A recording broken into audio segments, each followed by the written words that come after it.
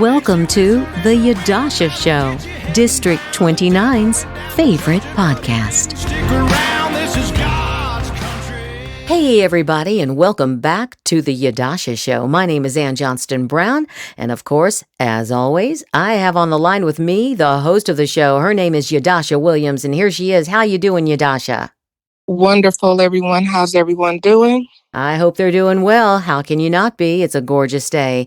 And we had a really fantastic fundraiser the other day. Why don't you just give us a little overview of what happened on Saturday, Yadusha? Yes, so we had the gun safety class that was hosted and sponsored by Blexit, which was super amazing. They came through with providing everything we needed to properly host and make sure that everybody was fully fed and had all the proper dialogue to get things moving. Well, that's great. And of course, we'll tell you a little more about our next event, which will be on May 22nd. And it's a town hall you do not want to miss. But we'll give you a little more info about that at the end of the show.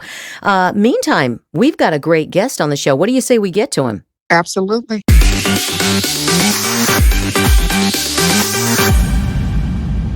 Dr. Jonathan Maxham is and has always been devoted to the people because that's what being a physician is all about. After years of experience working in the medical field, Dr. Max is now taking it to politics, bringing his passion and devotion to his campaign. And he's here with us now. How you doing, Dr. Max? I'm doing well, thank you. Oh, it's great to have you on the show. We know you're a busy guy and helping people heal, but also helping the people of Nevada. And we have a lot of questions for you today. So, Yadusha, you're on the line. Go ahead and take it over. Yes, thank you, Dr. Maxim, for taking the time out. I know you're a busy guy with a lot of patience. So, and it's pretty amazing to me that you are still taking care of the patients while taking care of the community. That is huge. Yeah, I think that's something that's been placed on my heart. So, yeah, I hear a lot of people, when they get into politics, it's more or less of, oh, I'm just going to stop doing everything that I'm doing and focus on being a politician. And I'm like, that's not what the people really want. They want people that's just like them. So it's huge that you decided to not only take care of your patients, but still take care of the community. So thank you for that. Now, could you tell us what exactly is a board of regents? What do they do? Yeah, it's a difficult question, but or a difficult answer rather. But ultimately, there's 8 schools, the big ones, UNR, UNLV, and then there's several community schools, even Truckee, and they set policy for higher education. They work with faculty, they work with the students, and they actually had a lot to do with the vaccine mandate that was rolled down, and Wow. then that went into other facets of like CCSD. But yeah, ultimately, the higher education is used to benefit the community and benefit society, and that's what they're doing. It's 13 members form a committee. And they do their best to voice for the faculty and students. Well, that's pretty awesome. You taking on something else to not just better just one secluded area. I'm like, you're literally taking the reins of people that want to know more and do better. So with that being said, how does your influence and your approach to govern higher education, how are you expecting to push that to the community? Well, ultimately, I want to identify, because I think higher education, like we said, is important for the community. And I'm not sure that higher education is receiving its due here in Nevada. If you look at the others community, CCSD, they too are falling short. And like my mama taught me, if you want something done right, sometimes you got to just get out there and do it yourself. Right. And I'm like, a lot of people, they talk about education and they talk about the kids. And when they're talking about kids, they're literally talking about 18 and under. And you're taking it a step further and going 18 and beyond. The people that's still learning, but they're adults. They still need help too. So and the only difference really is that they now have to pay, they're forced to pay for their education. What is your stance on controlling tuition rates, and how do you propose to keep higher education affordable for everyone? Well, I mean, so let's be clear there. My entire life has been about higher education. I was, went to university and then I went to med school and then I served in the Air Force. I think the key to keeping things controlled is to not have wasteful spending and to not have things that don't impact the students directly. Uh, to be honest, I don't have all the answers there because I have identified the problem, and I'd like to get involved and to sort out solutions by working with others, but but ultimately I'm not clear on all of the issues that are at stake. But just felt that it was time to get involved myself. Right. And the fact that you're actually willing to take that stance and willing to learn and grow, not just within yourself, but within a community, speaks volumes.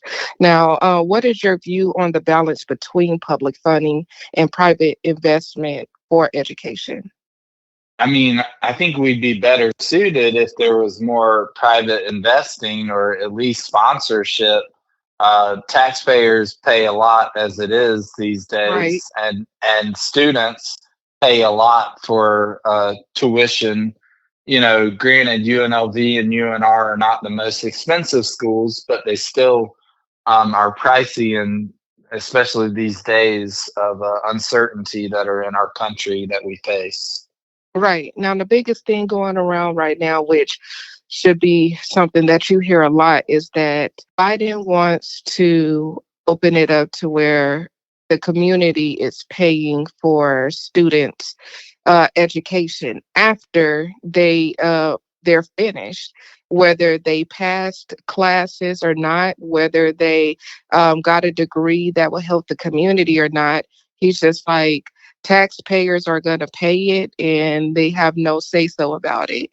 They're fighting in between that right now. What's your thought on that? Oh, no, I mean, obviously, I think we need qualified individuals, and therefore we need people that were invested in their community, invested in their school, and was trying to make a positive difference.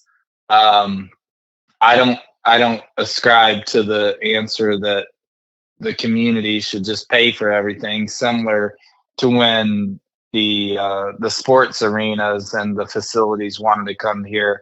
um, a lot of the people said the solution is for those that want to attend to pay, but we knew that the people that brought those sports centers here could also pay, like the casinos and Right. such. I'm a college graduate and I'm still paying on my student loans. I don't expect anybody to pay my student loans.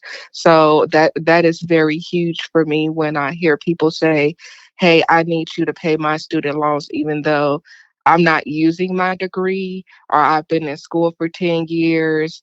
It was your choice. So it is very interesting to hear people say, pay for me, even though I'm no longer using it or have not completed.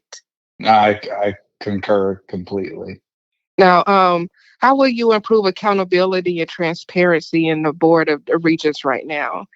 Well, curiously, I just found out that they had done an audit and it was pretty successful. So I would definitely support that type of audit, and transparency. I think throughout lots of facets of America today are relevant.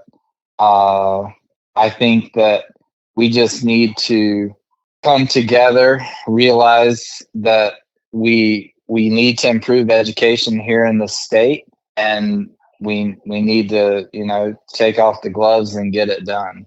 Like, I completely agree. I'm like, now these days, people need to be not only held accountable for their jobs and their homes, but their actions as well, the choices that they make in life. And it starts at this age where you're trying to sit at. They're in most of these students are in between the ages of 18 and 26 years old. So they need to know the difference of being held accountable, not just for going to school or living everyday life, but action speaks volumes. Absolutely. Before we let you go, Dr. Maxwell, I have one final question for you. How would you like people to reach out to you, and anything that you would like to say to the voters so they know that you are the right guy to put in office? Yeah, I'm not a politician. I've fully embraced that. It's a proud mark for me.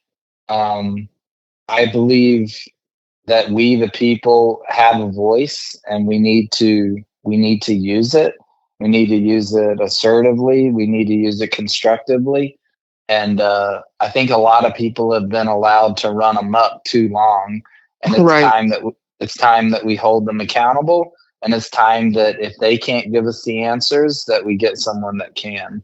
You can reach out to me at drmaxforregent.com is my website. And I also have an Instagram, drmaxforregent, just to let you know that I want to continue to be a voice for the people. And I'm doing this for our kids and my future kids, because they deserve better. Love it. Thank you so much. And thank you for coming on the show today. Can I ask Yeah, I want to ask Dr. Max one question. As I Sure. was listening to you talk and answer Yadusha's questions, I couldn't help but wonder, what was your trigger? What made you get up one day and say, I'm going to run for this office? I never did sign up to be in politics or to try to, my focus has always been medicine, but I got to do it. What was your trigger? My trigger was my kids. I didn't like the way this country was going. I fought in Afghanistan. Mm, I didn't like where America was headed. And I felt that if I did nothing about it, then I wouldn't, yeah, I'd no have to reason to say shame. complain. Yeah, I'd have to say shame on me Yeah. for not doing anything. So Wow. Yeah, Wow. as that's I one got, of my biggest things as well. I'm like, yeah, you can't Yeah, complain about something and do nothing. that's right. yeah. Yeah, so if you're seeing a problem, you might as well take action now while you can. And well, we appreciate you running and caring enough to do so, both of you. And so thank you for being on the show. And I do want to remind everyone that Dr. Max did give us his website address, and I'm sure you can contact him on social media. Is it at the same address as what you gave us? Doctor on Instagram is Dr. Max for Regent. Okay, Dr. Max for Regent on Instagram. So make sure you follow him, and make sure to remember, guys, we start early voting on May 25th here in Nevada. So, and I think you're running for District 12, right, Dr. Max? District 12, that's correct. Fantastic. Yadusha is running for Assembly District 29. So keep those That's numbers in right. mind. All right. Hey, everybody, we've come to the end of the show, but we do want to remind you that on Wednesday, May 22nd at 6 o'clock, we'll be doing a conservative town hall at Joe's Place on Gibson Road in Henderson. So we hope you join us there. Hey, guys, it's been a great exchange, and thanks a lot for tuning in. We're going to be talking to Frank Friends tomorrow on the show. Thanks a lot. Bye-bye.